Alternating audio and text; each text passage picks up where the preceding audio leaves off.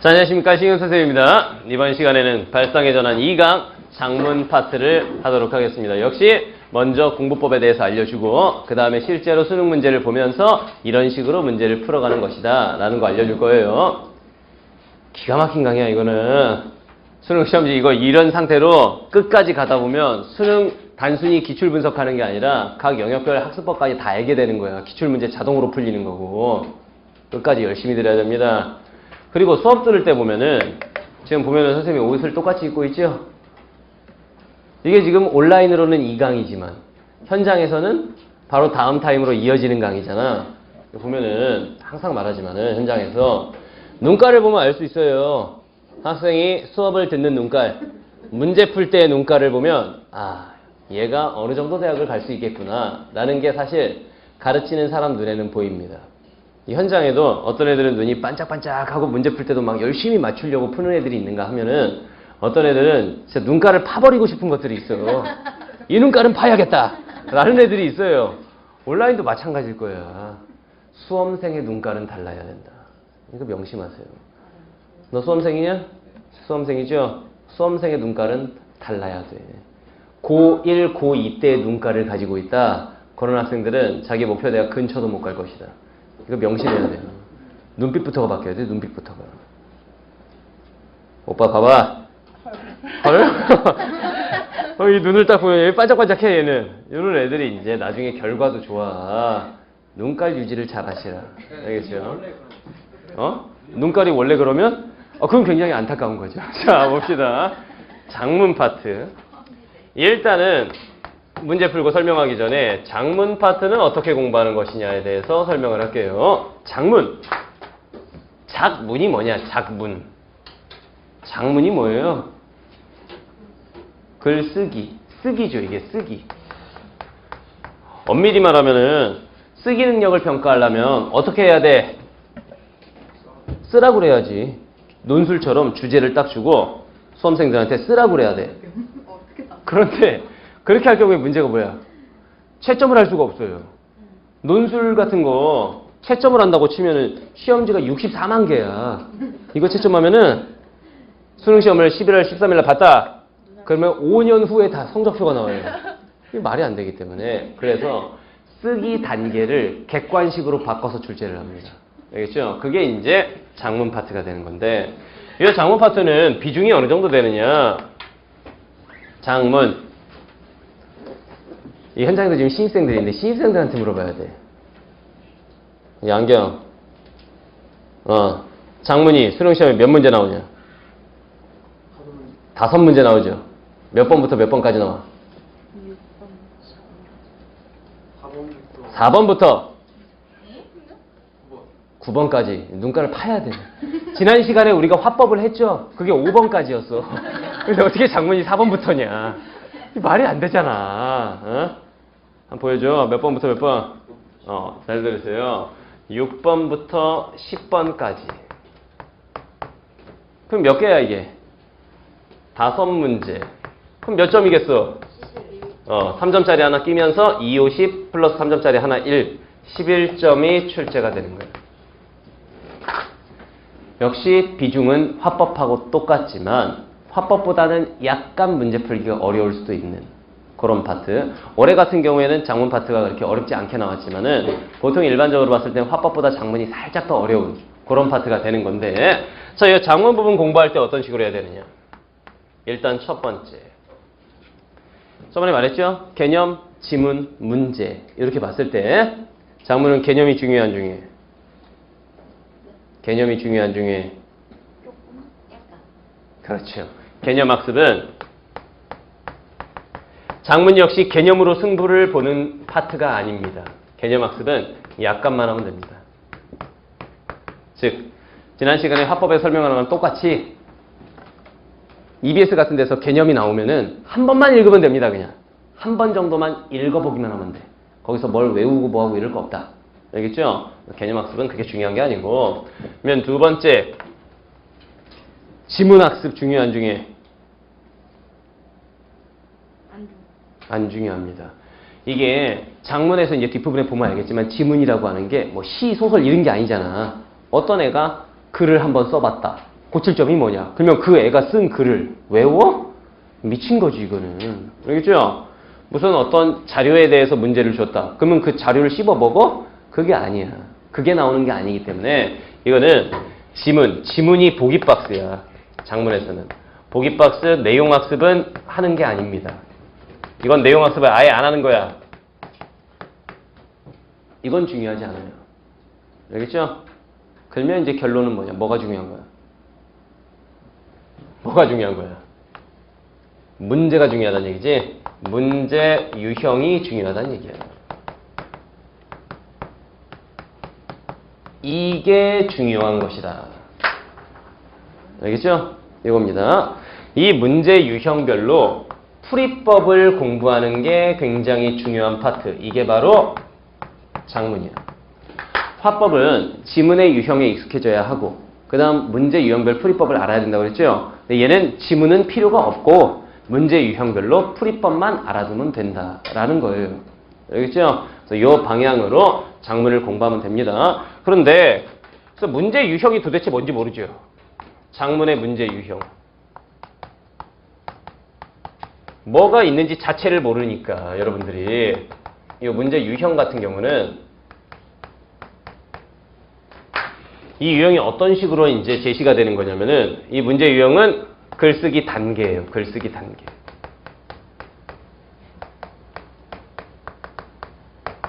글쓰기 단계. 글쓰기 단계가 몇 단계야? 몰라요? 이거 눈치가 있는 애들은 몇 단계인지 알 텐데. 각 단계별로 한 문제씩 출제가 됩니다. 그렇죠. 글쓰기 단계가 이제 5단계인데 그 5단계가 이렇게 돼. 일단 첫 번째 글 쓰려면 뭐부터 해야 돼?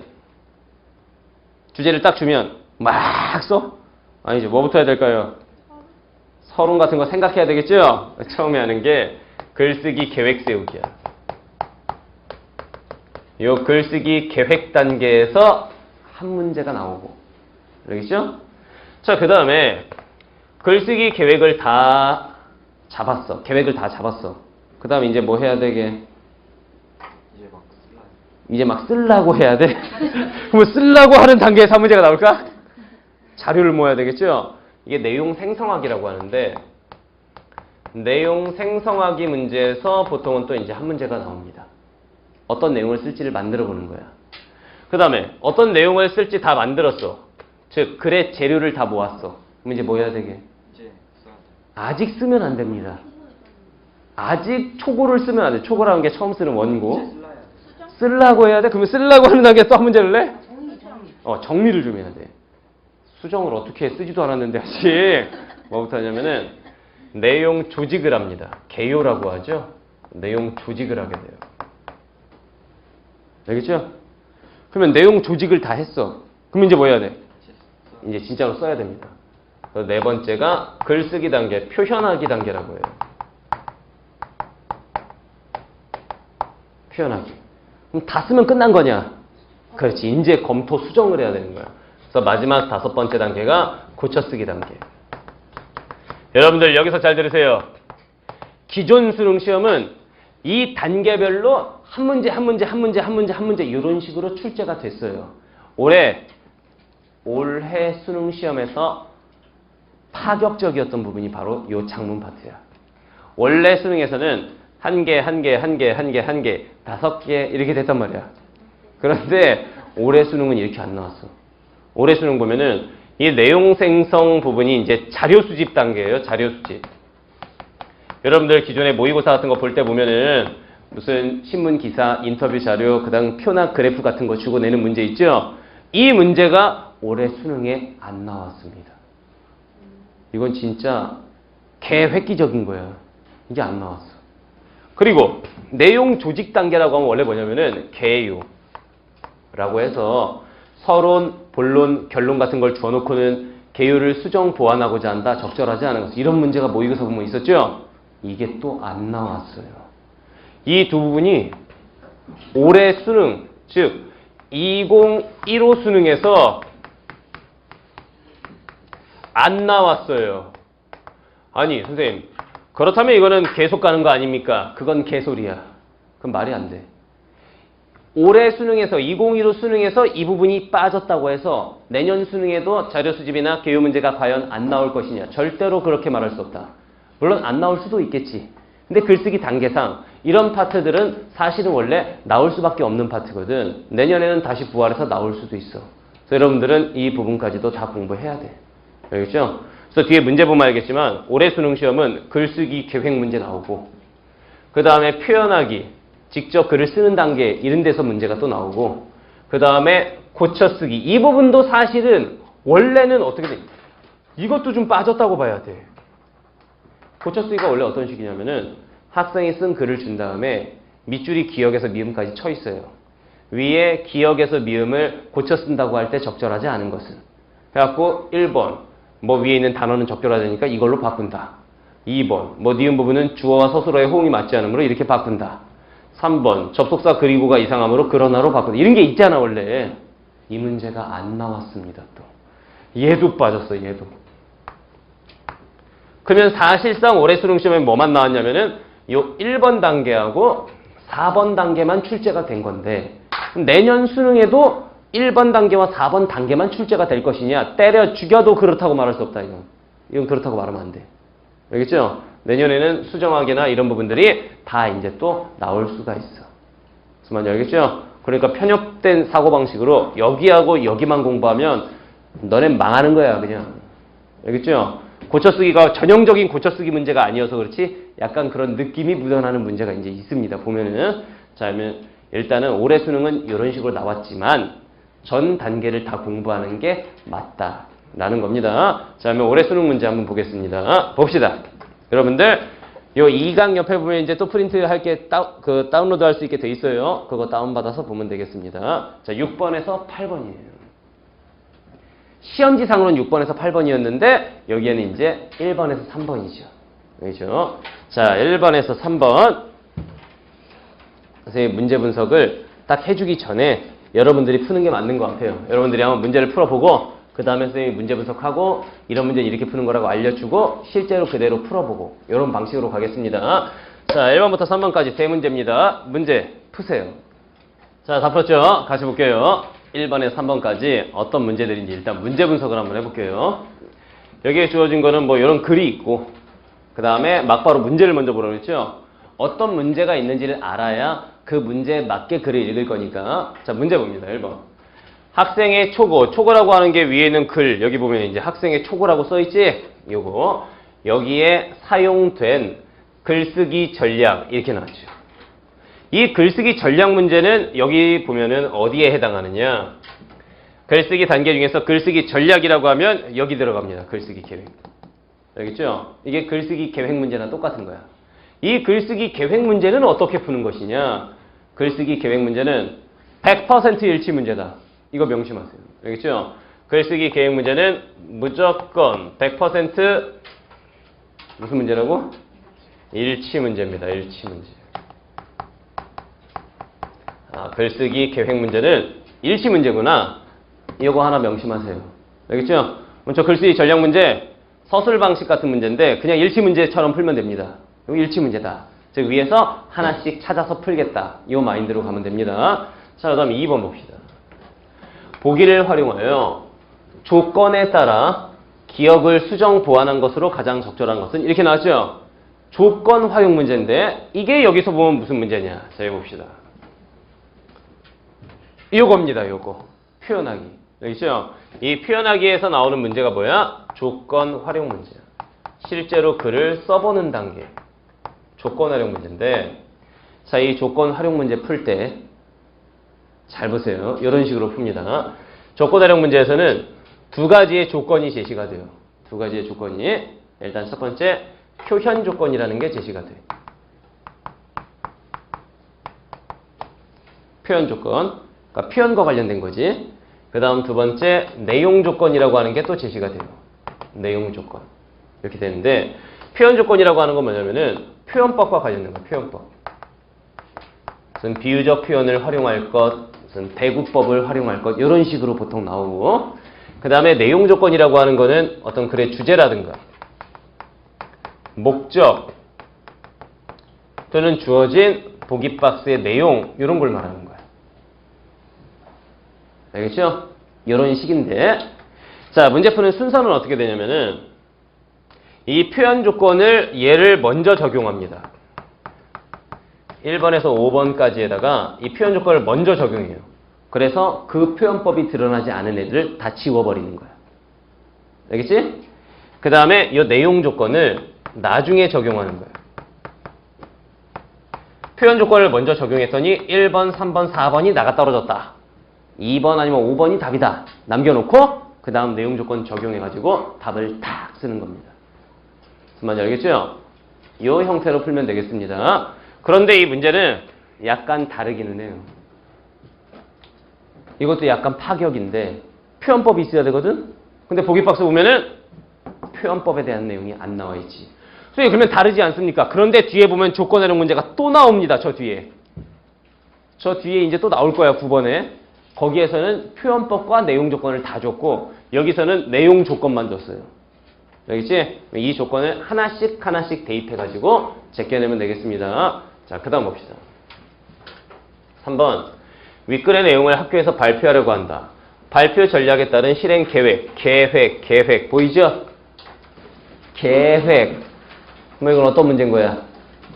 자, 따라오면 이거죠. 글쓰기 계획. 그러니까 이 문제는 뭔 거야? 일치 문제인 거야. 그래서 일치 문제 2개에다가 조건 활용 문제 하나. 이 마인드로 이제 문제를 풀면 되겠습니다. 자, 한번 같이 봅시다. 위에 있는 글을 봐야 되겠죠? 글 봅시다. 이렇게 나와 있습니다. 시사적 화제, 시사적이라고 하는 게 이제 사회 문제점 이런 거에 대해서 조사하여 글쓰기. 자, 학생의 초고 있습니다. 형광펜, 색깔펜 준비하고 중요한 부분 중심으로 읽어보겠습니다. 자, 밑줄 쳐 있는 거 그대로 형광펜으로 밑줄 칩니다. 첫째 줄. 밥상에 오르는 곡물이나 채소가 국내산이라고 하면 보통 그 종자도 우리나라 것이라고 생각하기 쉬워요. 종자에 대해서 얘기하는 건데 종자가 뭐야? 씨앗, 씨. 알겠죠? 씨앗을 말하는 건데 하지만 선생님 보통 이제 역접접 속사라고 해갖고 반대 얘기가 나오면 세무칩니다. 뭐 어디가 중요한 거야? 뒷부분이 중요한 거죠? 실상은 벼, 보리, 배추 등을 제외한 많은 작물들의 종자를 수입하고 있어서 자급률이 매우 낮대요. 수입산이라 이거지, 씨앗이.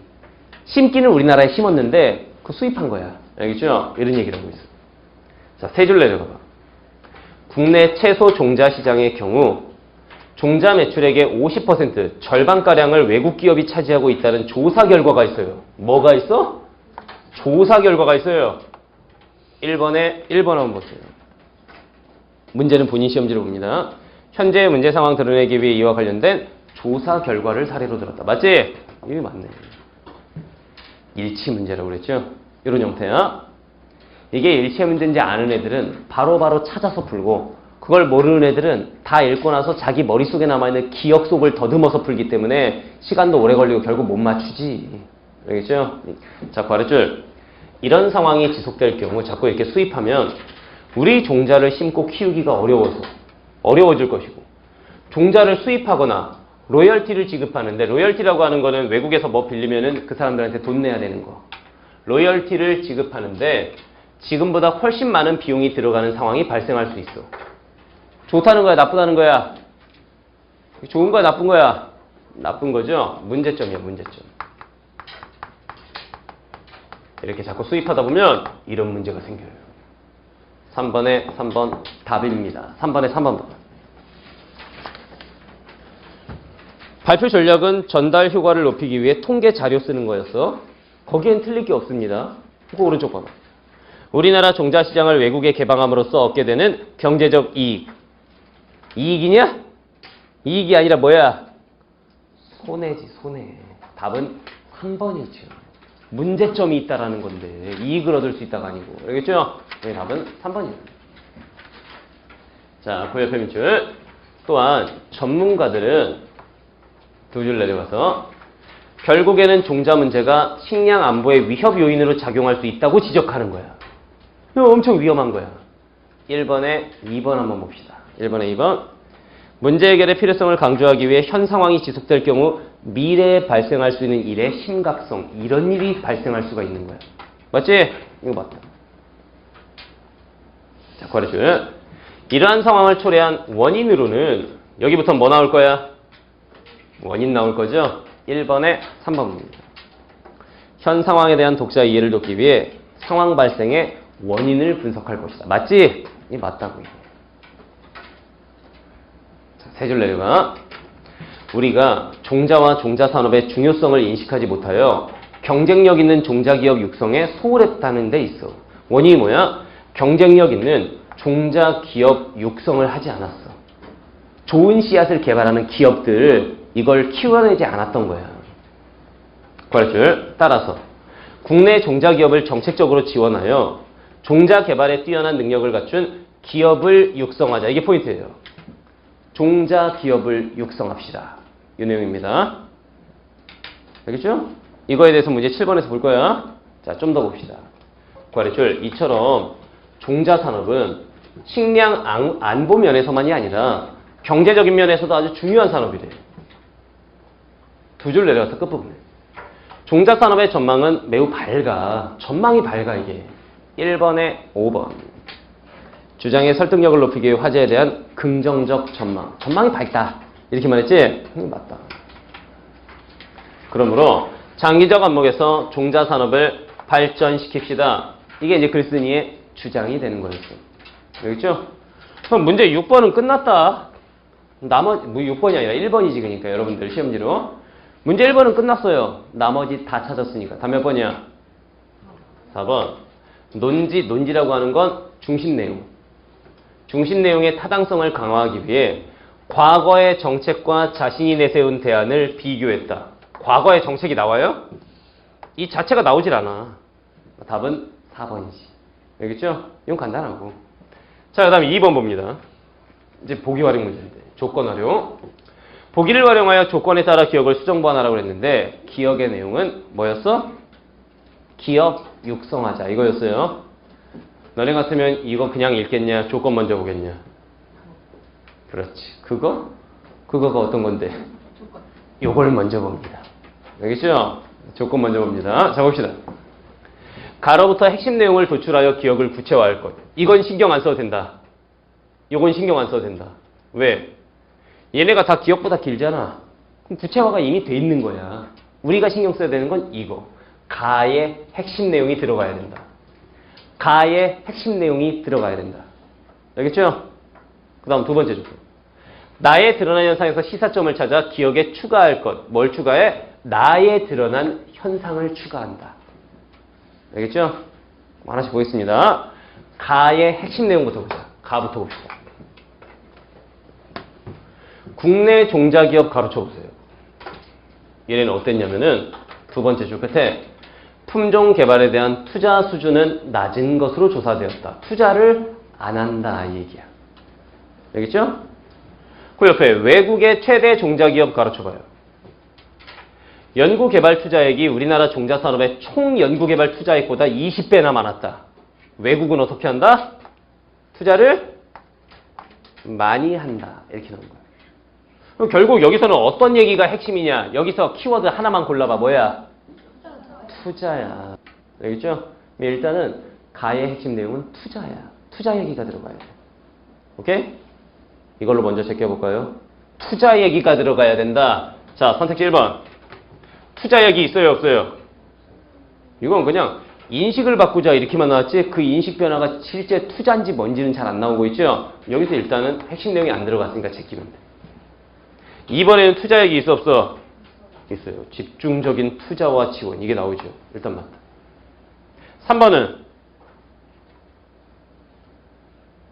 3번은 무슨 유통망 얘기가 나오지 지금. 유통망이 핵심이 아니죠 지금. 이거 제끼는 거야. 4번은 투자 얘기 있어? 없어? 그렇지. 투자 지원을 강화하자. 이게 있습니다. 좋아요. 4번. 5번은 이게 있다고 봐야지. 기업 지원 정책을 마련한다. 그러면 지원해준다라고 하는 걸 그러면 돈을 투자할 수가 있겠지. 5번도 괜찮아. 알겠죠? 일단 몇 번 안 돼? 1번하고 3번은 날려버리고 2번, 4번, 5번 중에서 답 찾을 겁니다. 그럼 나의 드러난 내용 한번 볼게요. 나의 드러난 내용. 나 봅시다. 특정 바이러스에 강한 새로운 콩 종자가 개발 보급됐어요. 특정 바이러스에 강하대 이게. 두 줄 내려가니까 전국의 콩 종자가 대부분 새로운 종자 한 가지로 대체돼 버렸어. 이게 바이러스에 강한 거야. 그래서 이걸로 다 바꿔버렸어. 그런데 다른 바이러스가 확산되자 새 품종의 콩들이 치명적 피해를 입으면서 전국에 콩 부족 사태가 발생했어. 이게 좋은 거야, 나쁜 거야? 나쁜 거지. 자, 다시 한번 정리해 봅시다. 특정 바이러스에 강한 새로운 콩 종자가 개발돼서 이걸로 그냥 다 통일해 버렸어. 그랬더니 다른 바이러스가 생겼더니 씨가 말랐어. 이렇게 된 거지.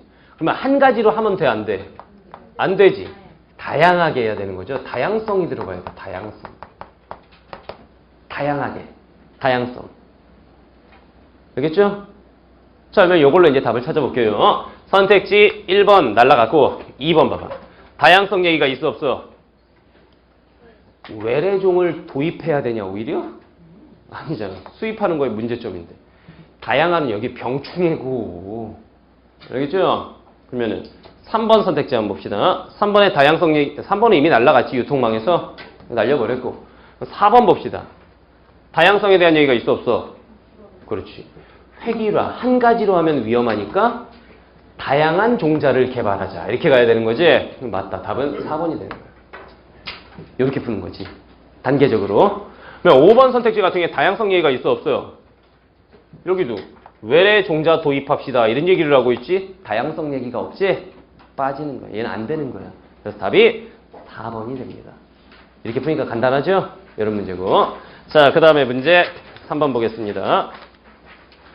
3번은 이미 답이 나왔지, 아까? 답은 이미 몇 번으로 나왔어? 3번으로 나왔고, 나머지 선택지만 볼게요. 1번. 청중의 이해 돕기 위해 화제. 화제라고 하는 건 이야깃거리. 사실 이 문제는 화법에서 나와도 이상하지 않은 문제야. 화법과 작문의 퓨전.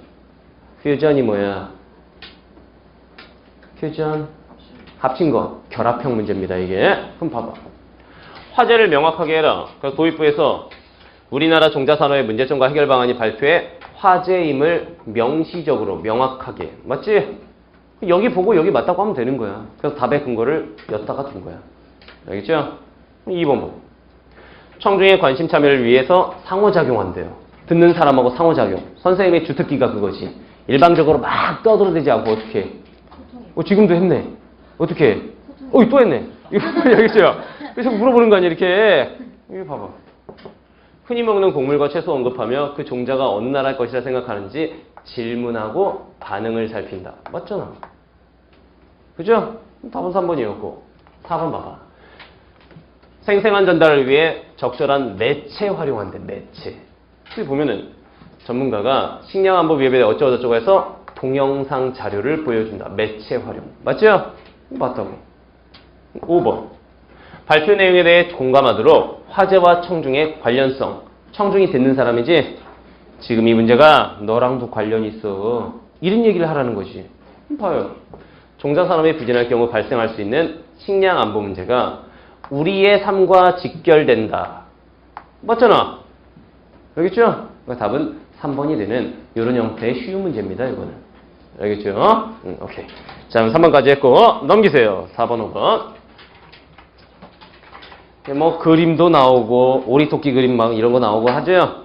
자, 일단 4번과 5번 문제는 여러분들이 먼저 문제를 풀고 그 다음 설명하겠습니다. 자, 4번과 5번 문제 푸세요. 자, 다 풀었죠? 4번, 5번 한번 볼게요. 봅시다. 문제가 이렇게 나와 있는데 뭐부터 할 거야? 문제 구성 문제 할 거야. 자, 4번 봅니다. 다음은 학생일의 작문 과제. 학생일의 작문 과제라고 하는 건 여기 위에 나오죠? 학생일의 작문 과제. 가를 수행하기 위해 작성한 메모이다. 이게 뭐라고? 메모. 나를 고려하여 쓴 학생일의 글로 적절한 것은 이 문제가 또 뭐냐? 직접 쓰라 이거지. 자, 여기 따라오세요. 이거 어떤 문제냐? 이제 보면 알아야지. 이 중에서 어떤 문제일까 저게? 요겁니다. 표현하기 문제. 알겠죠? 표현하기 문제니까 표현 조건이 있고 내용 조건이 있겠지? 표현 조건을 먼저 적용하고 내용 조건을 나중에 적용하면 되겠지.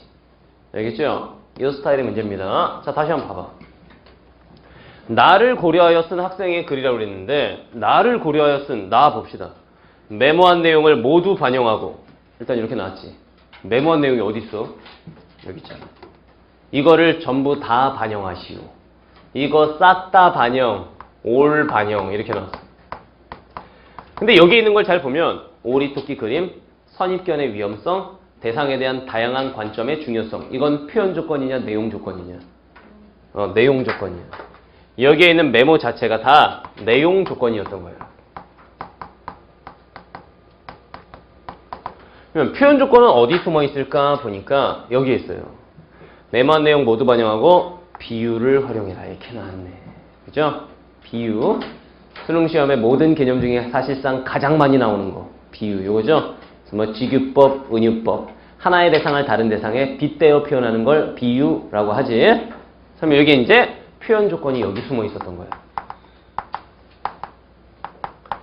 그럼 어떻게 풀어야 되겠어? 선택지 5개 중에 비유가 없는 걸 먼저 날려버리고 한 2-3개 날라가겠지? 남은 선택지를 가지고 메모의 내용을 반영하면 끝. 알겠어요? 이렇게 푸는 겁니다. 자, 그 다음에 문제 5번 한번 봅시다. 다음은 학생 2의 장문 과제를 수행한 학생 2의 글이래. 기억에서 미음 중 반영되지 않은 것은 학생 2의 장문 과제 봅시다. 위에 보면은 얘기했어. 기억에서 미음을 고려하여 글을 써보자. 즉 이런 내용을 집어넣어라 이거지. 그럼 이거는 쭉 따라와 봐요. 저런 내용을 집어넣어서 글 쓰라고 그랬으니까 이 중에 어떤 문제일까 이게? 글쓰기 계획 문제인 거야. 왜? 저런 내용, 저게 계획이야 저게. 저 계획이 반영이 돼야 되는데 반영 안 된 걸 골라봐라 이런 문제잖아. 결국은 또 이 문제인 거야. 100% 일치 문제가 되는 거야. 이래서 올해 수능 시험에서 작문 파트가 쉬웠던 거야. 왜? 일치 문제가 3개가 가잖아 지금. 그러면 일치 문제, 그러니까 글쓰기 계획, 사실상 글쓰기 계획 문제가 3개잖아. 일치 형태 문제가 3개나 있다는 얘기야. 원래 자료 활용 문제 이런 거 나오고 개요 문제 이런 게 나와야 이제 문제가 좀 복잡하고 어려워지는 건데 얘네가 빠져버리고 이런 형태가 3개나 나와버리니까 작문 파트가 굉장히 쉬웠던 거야 이게. 알겠죠? 거기다가 이것도 되게 싫어하는 거야 애들이. 고쳐쓰기 문제 이런데 선택지에 막 문법사항 나오고 막 이러거든. 이게 또 빠져버리고 이거 2문제 나와버리니까 작문에서 가장 쉬운 문제가 사실 얘란 말이야. 이 2가지로 거의 다 문제를 구성했기 때문에 작문 파트는 올해 수능에서 어렵지 않았다라는 거지. 변별력이 거의 없었고 다 맞췄어야 되는 그런 문제가 됐던 거야. 다 맞았죠 지금 푼 거? 그래요. 자 봅시다. 그럼 이것도 이제 사실상 일치 문제나 똑같았던 겁니다. 그러면 우리는 여기에 있는 내용 한번 보는데 학생 1의 장문에 뭐 별로 읽을 내용도 없어요 지금. 그죠? 그냥 이걸로 막바로 뭐 풀면 돼? 문제 4번 풀면 됩니다. 자 한번 볼게요. 일단 여기에 있는 조건 플러스 뭐가 있었어? 표현 조건? 비유가 있었죠. 비유. 뭐부터 적용한다고? 이거 먼저 적용할 겁니다. 자 해봅시다. 호구 1번. 호구라는 학생이 있어요. 호구라고 부르지만 사실은 굉장히 호구예요. 자 1번에서 비유 찾아봐. 그렇지. 우물한 개구리처럼 여기 있네요. 여기 비유 있네요. 우물한 개구리처럼. 비유 있죠? 2번에서 비유 찾아보세요. 없지. 2번에는 비유가 없어 여기는. 2번은 답이 돼 안 돼? 안 돼요. 이미 얘는 나가 떨어지는 거야. 뭔 소리인지 알겠죠? 자 그러면 3번 비유 찾아봐. 그렇죠. 색안경. 이게 진짜로 색깔 안경 선글라스가 아니지. 그러니까 이것도 비유인 거야. 비유 또 있어요. 4번은 비유. 없죠. 4번은 비유가 없어. 비유가 없는 거야. 비유가 없다. 정확하게 써줄게. 비유가 없다. 그러니까 4번도 일단 날아가는 거야. 5번은 비유 어디 있어요? 동굴 속에 가두는 것과 같다. 여기 비유가 있죠? 여기 비유가 있는 거야. 그러면 일단 몇 번은 날아가? 2번, 4번은 때려 죽여도 답이 될 수 없다. 야, 선택지 2개만 날려도 나머지 문제 풀기가 얼마나 쉬운 건데 이게. 5개. 그러니까 이게 무식한 애들이 어떻게 푸냐면은 1번에다가 조건 다 집어넣어요. 그럼 머리가 복잡해. 못 풀어. 2번에다 2건 다 집어넣어. 머리가 복잡해. 꼭 맞는 것 같아. 근데 실제로 보니까 틀린 거야 이게. 무슨 말인지 알겠죠? 일단 2개 날려버리고 그래서 2번하고 4번은 때려 죽여도 안 되는 거고 1, 3, 5번만 보겠습니다. 이제 나머지 조건으로. 첫 번째 조건, 오리토끼 그림에 대해서 얘기해라 이거지? 뭐 오리토끼 그림에 대해서 얘기 안 한 애가 있겠지. 1번 보세요. 오리토끼 얘기 나와 안 나와? 거기는 개구리 얘기가 나오잖아. 우물안 개구리. 그러니까 1번은 이미 틀렸어. 그렇다면 좁혀졌지. 몇 번 몇 번? 3, 5번. 3번에 오리토끼 나오고 5번에도 오리토끼 나오지? 일단 좋다 이거야. 그럼 두 번째. 학문 탐구에서의 선입견. 선입견이라고 하는 게 너 같은 호구가 뭘 하겠어. 넌 호구니까 이게 선입견이야. 얘는 공부가 아닌 다른 분야에 재능이 많을 수도 있어. 어느 분야에 재능이 있어? 미술에. 그래, 그럴 수 있는 거야. 그러니까 선입견이라고 하는 게 우리가 쉽게 말하면은 스테레오타입이야. 내가 지금 뭐라고 그랬어? 그게 뭔데? 그렇죠. 똑똑하다. 고정관념, 편견 이런 말이라고. 알겠죠? 뭐 이 얘기가 있나 보자. 3번 선택지에 고정관념이나 선입견 얘기 있어 없어? 있죠. 선입견이라는 단어가 직접 들어가지. 5번에는 선입견이라고 직접 나오죠. 이것도 맞는 거야. 여기까지도 답이 결판이 안 났지? 그럼 얘 보는 거야. 대상에 대한 다양한 관점의 중요성. 다양한 관점이 나와야 됩니다. 3번 선택지 한번 봅시다. 다양한 관점 얘기가 나오나? 없죠. 이거 그냥 뭐 색안경, 선입견 이것만 나오지 다양한 관점 얘기가 없어. 그렇다면 답은 5번. 여기 선입견 얘기도 나오고 그 다음에 쭉 읽다 보면은 다양한 탐구 관점 얘기도 나오고 답은 5번입니다. 무슨 말인지 알겠죠? 이런 식으로 푸는 거예요. 답이 정확하게 탁탁 나오지 이런 풀이 단계를 배워야 되는데 여러분들 그냥 막 푼단 말 막. 그러니까 느낌으로 답을 쓰고 그러니까 점수가 안 나오지. 알겠죠? 이렇게 풀면 시간도 굉장히 단축이 많이 돼요. 선택지 몇 개 날려놓고 하나 보고 또 날리고 그럼 금방 푸는 거야. 알겠죠? 이런 식으로 풉니다. 자, 그 다음에 마지막 문제 5번 보겠습니다. 문제 5번. 이건 뭐 그냥 일치 문제였으니까 읽으면서 어디에 있었던 거? 학생 2의 그린 여기에 있었던 거. 이게 어디 나오나 보면 되는 거야. 알겠죠? 그러면은 일단 여기를 읽어야 되겠지? 자, 봅니다. 기억. 체험활동에 참가하게 된 동기. 첫 번째, 동기. 두 번째, 체험의 내용을 시간적 순서에 따라. 두 번째, 시간적 순서에 따라. 세 번째, 체험을 통해 얻은 깨달음. 깨달음. 리얼. 체험과 관련하여 대학 측에 바라는 점. 대학에 바라는 점. 다섯 번째, 체험을 권유하는 내용. 권유. 안 나온 거 고르시오. 이런 식으로 여러분들 문제 풀 때 사실상 모든 걸 자세하게 다 읽어야 되는 걸까? 키워드 중심으로 읽는 걸까? 키워드야. 핵심 워드를 기억하면 되는 거야. 무슨 말인지 알겠죠? 호구, 뭘 기억해? 키워드 중심으로 보는 거야. 알겠죠? 자, 한번 보겠습니다. 문제 5번. 이건데, 자, 읽어봅시다. 첫째 줄에. 형광펜 들고, 얼마 전 학교에 게시된 땡땡 대학교 전공 체험 교실에 대한 안내문 보고 전공 선택에 도움을 얻고자 참가 신청을 했습니다. 5번의 기억. 이게 동기지, 이게 동기. 요거 때문에 여기 참가 신청했다는 거 아니야. 이게 동기입니다. 요거 맞고. 자, 그 아래줄에. 전공 체험은 오전과 오후에 걸쳐 진행됐어요. 오전에는 전공 소개를 포함한 특강이 있었어. 그 아래줄 끝에. 점심 식사 마친 후, 즉 오후에는 전공 실습을 했어요. 시간적 순서에 따라 썼죠? 5번에 니은도 맞는 거야. 시간적 순서에 따라 썼으니까. 알겠죠? 이거 맞고. 세 줄 내려가봐. 이 과정에서 글을 잘 쓰려면 체계적인 분석력, 논리적 사고력, 그리고 창의적 표현 능력이 필요하다는 것을 깊이 뭐 했대? 깨달았어요. 5번에 디귿. 깨달음이 담겨 있어. 맞지? 이것도 맞네. 자, 마지막 줄에 기회가 된다면 전공 체험 교실에 꼭 참여해 볼 것을 권한다. 이게 뭐야? 권유하는 거잖아. 5번에 미음, 권유. 이것도 있지? 그럼 답 몇 번이에요? 4번. 대학 측에 바라는 바가 안 나온 거예요. 그래서 답이 4번인 거예요. 한번 알겠죠? 장문 파트는 풀어보니까 그렇게 어렵지가 않았지. 여기서 끝나면 안 되지. 자, 다시 한번 일로 돌아오세요. 일로 돌아오세요. 올해 수능 시험은 여기와 여기에서 문제가 주로 다 나와버려서 쉬웠다고 그랬죠? 나머지 파트도 나올 수가 있다라고 했지? 나머지 파트 문제 푸는 그 어떤 전략에 대해서 간단하게 설명하겠습니다. 자, 만약에 자료 수집 문제의 형태가 나오면 어떤 식이냐면은 일단 이런 식이에요.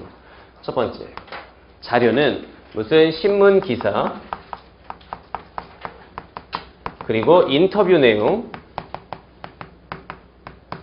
그리고 표나 그래프 같은 게 주어집니다. 이렇게 나옵니다. 그러면 실제로 문제 풀 때 어떻게 해야 되냐면은 두 번째, 이게 가, 나, 다 이런 식으로 나오는데 각 자료의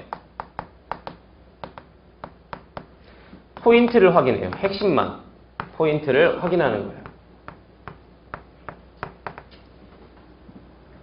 알겠죠? 자, 그 다음에 세 번째, 문제를 풀 때 뭐에 주목하냐면 결합형 선택지에 주목해요. 결합형 선택지에 주목한다.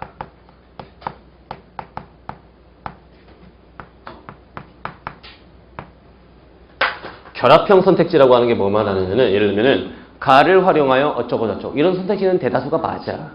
근데 결합형은 무슨 말이야? 가와 다를 활용하여 이런 식으로 두 개씩 묶여 있는 애들이 있어.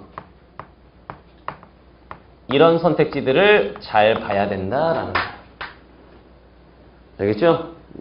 자, 다음 네 번째, 문제 푸는 순서는 거꾸로 풉니다. 이게 무슨 말이냐면은 가 읽고 나 읽고 다에 있는 표 그래프 다 분석하고 그 다음 보는 게 아니야.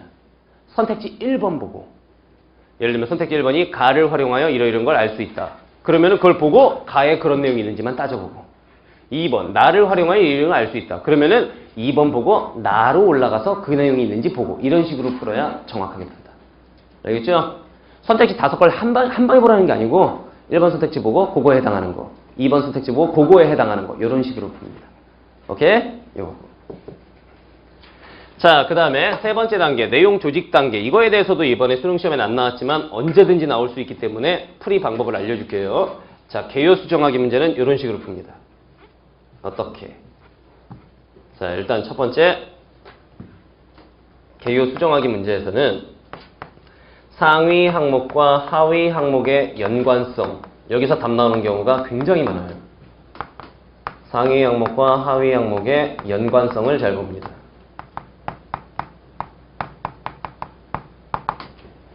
이게 도대체 무슨 말입니까? 예를 들면 이런 거야. 예를 들면 1 어쩌고 저쩌고 저쩌고 나왔어. 그럼 이 밑에 1, 2, 3 이런 식으로 나온단 말이야. 이때 우리가 이 위에 있는 항목을 뭐라고 그래? 상위 항목. 이 밑에 있는 애들을 하위 항목이라고 그래. 알겠죠? 이 두 개가 서로 연관되어 있어야 한다는 거야. 이 상위 항목은 밑에 있는 애들을 다 포함하는 포괄적인 내용이 와야 되는 거고, 이 밑에 있는 애들은 위에 있는 상위 항목에 해당하는 구체적인 내용이 와야 돼요. 무슨 말인지 알겠지? 이거 잘 봐야 되고, 그 다음에 두 번째 또 뭘 봐야 되냐? 이게 문제점하고 해결 방안하고, 문제점과 해결 방안이 1대1 대응으로 가야 됩니다. 그렇죠? 문제점하고 해결 방안이 1대1 대응으로 가야 한다. 비울수록 더러워져 이거. 이 얘기입니다. 알겠죠? 이게 어떻게 돼야 되는 얘기냐면은 문제점이라고 나오기도 하고 어떤 때는 원인이라고 나오기도 해요. 원인. 해결 방안이라고 나오기도 하고 어떤 때는 대안이라고 나오기도 해요. 이거 같은 말인 건데, 자 봐봐. 1 이렇게 나왔는데 얘가 원인이다. 그러면은 2 어쩌고저쩌고 나오겠지? 얘가 해결 방안이다. 1이 3개가 있으면 2도 몇 개 있어야 돼? 3개가 있어야 되는데 만약에 이렇게만 돼 있다. 선택지 뭐라고 나오냐면 1-3을 고려하여 2-3에 이런 내용을 추가한다. 이런 선택지가 나와. 무슨 말인지 알겠지? 그래서 얘가 문제점이고 얘가 해결 방안이면 1대1이니까 1에 대한 건 1로, 2에 대한 건 2로, 3에 대한 건 3으로 이렇게 갑니다. 크로스도 안 돼. 그냥 하나하나. 알겠죠? 그러면 만약에 선택지가 이렇게 나왔다. 2-2를 이런 식으로 수정한다 라고 나오면 자동으로 어딜 보는 거야? 1-2를 보는 거야. 무슨 말인지 알겠지? 이런 식으로 답 나오는 경우가 또 굉장히 많아. 자, 다음 세 번째 마지막으로 개요형 문제는 문제 풀 때 역시 거꾸로 풉니다. 거꾸로 푸는 문제가 딱 두 개야. 자료 활용하고 개요 문제. 개요를 쫙 읽고 그 다음 보는 게 아니라 선택지 1번 보고 그거에 해당하는 거 따라가고 선택지 2번 보고 그거에 해당하는 거 따라가고 요 방식으로 풉니다. 뭔지 알겠죠? 이런 문제. 자, 그럼 네 가지를 다 설명했지? 그 다음 마지막 고쳐쓰기 문제. 얘는 어떻게 푸는 거냐? 애들이 굉장히 싫어하는 문제예요. 이거 고쳐쓰기 문제. 올해 수능에는 안 나왔지만 이 형태가 매년 단 한 번도 빼먹지 않고 나왔던 유형인데 요거는 이런 식으로 봅니다. 일단 첫 번째 어휘 차원에서의 고쳐쓰기가 있고 그 다음 두 번째 문장 차원에서의 고쳐쓰기가 있고 세 번째 문단 차원에서의 고쳐쓰기가 있고 네 번째 글 전체 차원에서의 고쳐쓰기가 있는데 이런 것들에서 이제 선택지가 하나하나 주어지는데 이렇게 봅니다. 어휘 차원의 고쳐쓰기는 주로 맞춤법,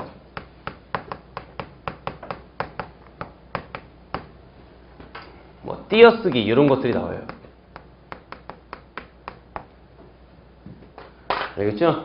예를 들면 말을 삼가해야 한다. 삼가하다는 없는 표현이므로 삼가다로 고친다. 뭐 이런 식으로 나오는 거야. 알겠지? 근데 올해 수능 시험에서 이 맞춤법과 띄어쓰기를 단독 문제 한 문제로 빼버렸어요. 뒤에 문법에 보면은 나옵니다. 그걸로 빼버렸어요. 자, 그 다음에 문장 차원에서 뭐가 나오냐면 주로 일단 제일 많이 나오는 게 호응이에요. 호응. 호응이라고 하는 게 뭐냐면 주어와 서술어가 맞게 쓰였느냐. 주술호응. 그 다음에 부사어의 쓰임이 적절하냐. 부사어의 호응. 이런 것들이 나와. 주술호응은 이런 거야. 이런 거 이제 본 수업에서 자세히 설명합니다. 선생님 본 강의에서. 네, 봐봐. 주술호응은 내가 호구를 좋아하는 이유는 착하다. 이상하지? 서술어 부분을 어떻게 바꿔야 돼? 착하기 때문이다. 이렇게 바꿔야겠지? 이런 거 말하는 거야. 알겠죠? 부사어는 호구는 절대로 홍대 미대에 갈 것이다. 절대로가 아니라 꼭 또는 반드시. 왜 절대로는 뒤에가 부정 표현이 와야 되니까. 무슨 말인지 알겠죠? 이런 게 부사어의 호응이에요. 오케이? 그 다음 또 잘 나오는 게 뭐가 있냐면 필수 성분의 생략.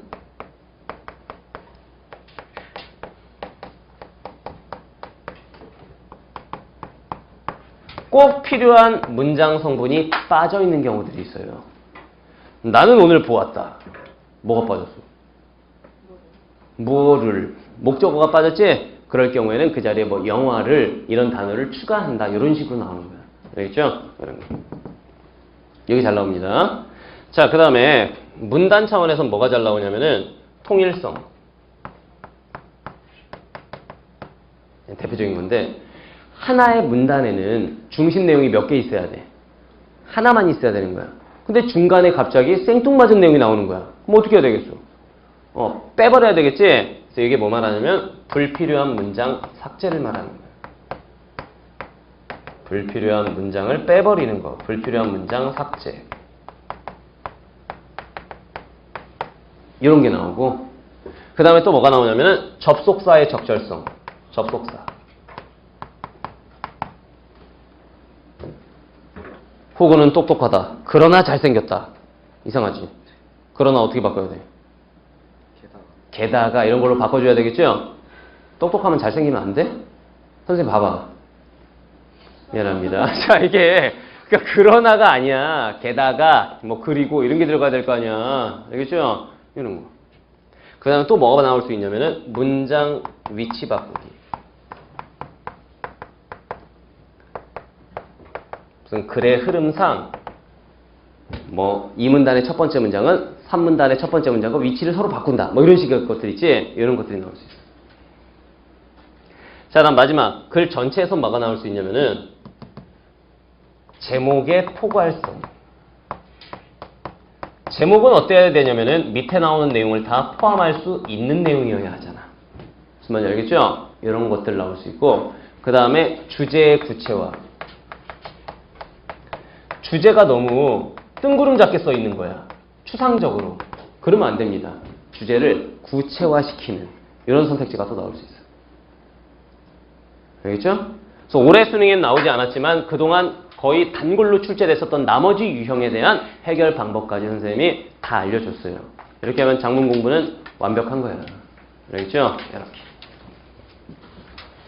선생님이 막 무슨 강의, 본강의 홍보하는 것 같아요. 중간중간 말을 안 했지만 앞으로는 할 거야. 왜? 이 문제, 선생님이 수업 시간에 다뤘던 문제다. 실제로 수업 시간에 다 했던 유형의 문제들이야.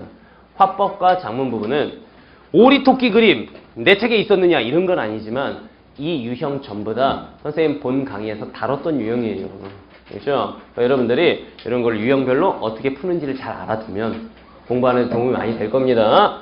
자, 그러면은 이번 시간에는 작문까지 살펴봤으니까 이번 시간에 여기까지 하고 잘 들으세요. 화법, 작문, 그 다음에 뭐 나와 시험지? 문법이야. grammar, 문법. 이 문법이 대박입니다. 올해 수능 시험에서 문법이 쉽지도 않았을 뿐더러 여러분들이 가장 싫어하는 부분이 또 문법인데 문법을 단순히 올해 수능 시험이 이런 문제였으니까 이거는 답이 이거야를 가르쳐 주는 게 아니라 문법 자체를 공부하는 학습법 그리고 문법적 개념에 대해서 어느 부분까지 알아야 되는지 또는 만약에 시험장에서 개념을 모를 경우에 어떻게 풀어야 되는지까지 다음 시간에 다 얘기할 거예요. 굉장히 중요한 파트겠죠. 문법. 알겠죠? 자, 이번 시간은 여기까지 하고 다음 시간에 보도록 합시다. 자, 다음 시간에 봅시다.